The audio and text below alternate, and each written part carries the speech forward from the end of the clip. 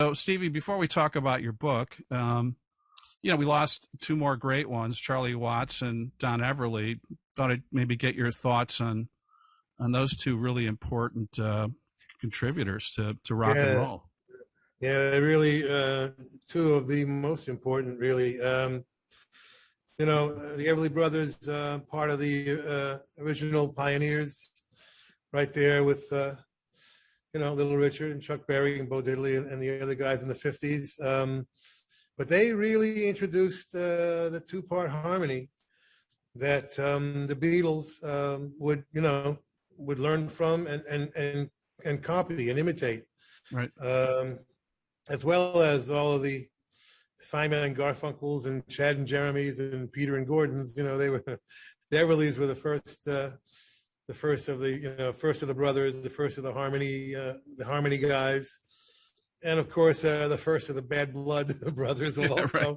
Yeah. Which set a whole new sort of tradition, but it goes to Ray Davis and Dave and the rest. That's true. But they just were extraordinarily important and just beautiful. Those records are absolutely amazing. For anyone who hasn't heard them, try Crying in the Rain or one of those. And you'll be immediately a fan. Yeah.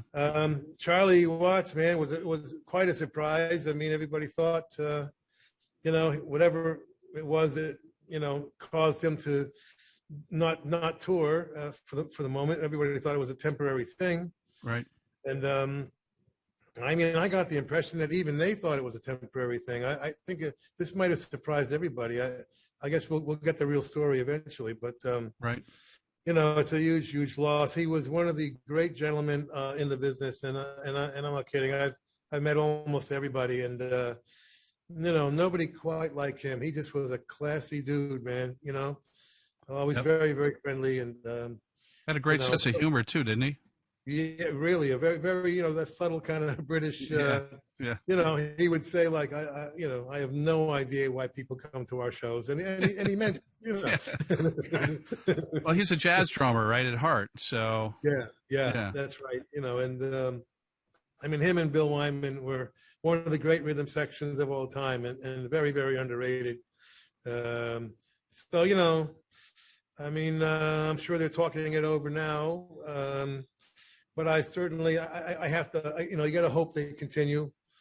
I know it's down to two guys, but they're the two guys that, keep it a band. As long as those two guys are there, it is going to be the Rolling Stones.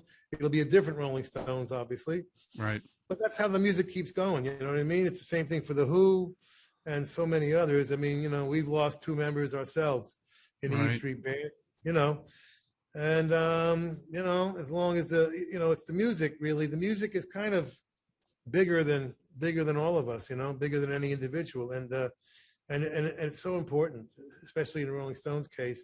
Yeah. You want that music to keep, just to stay alive, So it just so happens, thankfully Stevie Jordan, a good friend of mine, has been playing with Keith, so.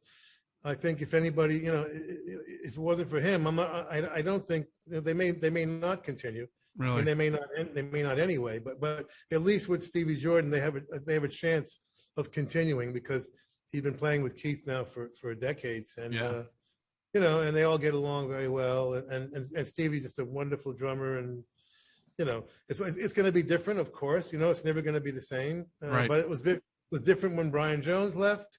It was different when Mick Taylor left. That's right. It was different when Bill Wyman left. It's different. But, the main thing is those songs, man. And, one of the great catalogs of all time.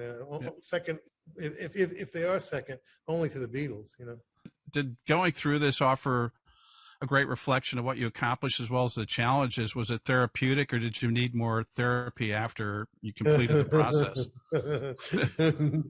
Yeah, it's honest to God, one of the reasons why I wanted to write it was I was hoping, I would find a way for it to make my life make sense to me, Yeah, sure. And you go back and you see you see the inner logic that was going on. You do relive those moments. It was a little tough going through all my mistakes, which is quite a long list. And screw ups and things like that. A bit painful, but at the same time, you could see why you made those choices. So right. Yeah, in the end, it is what it is. It's one of those things that I wanted it to. My narrative, honestly, was the thing I was least interested in.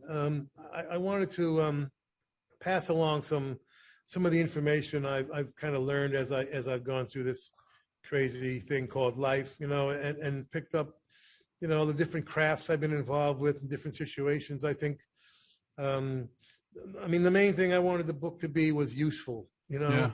And universal in that way.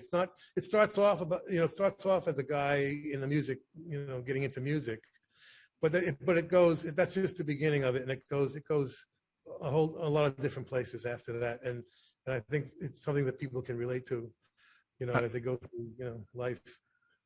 Hi, everyone. I'm Steve Harkins, host of the Rock and Roll Channel on Talkshoplive. If you love exclusive interviews with superstars like Ringo Starr, Alice Cooper, Paul Stanley of Kiss, Peter Frampton, Nancy Wilson of Heart and Styx, subscribe to the Talkshoplive channel on YouTube. What are you waiting for?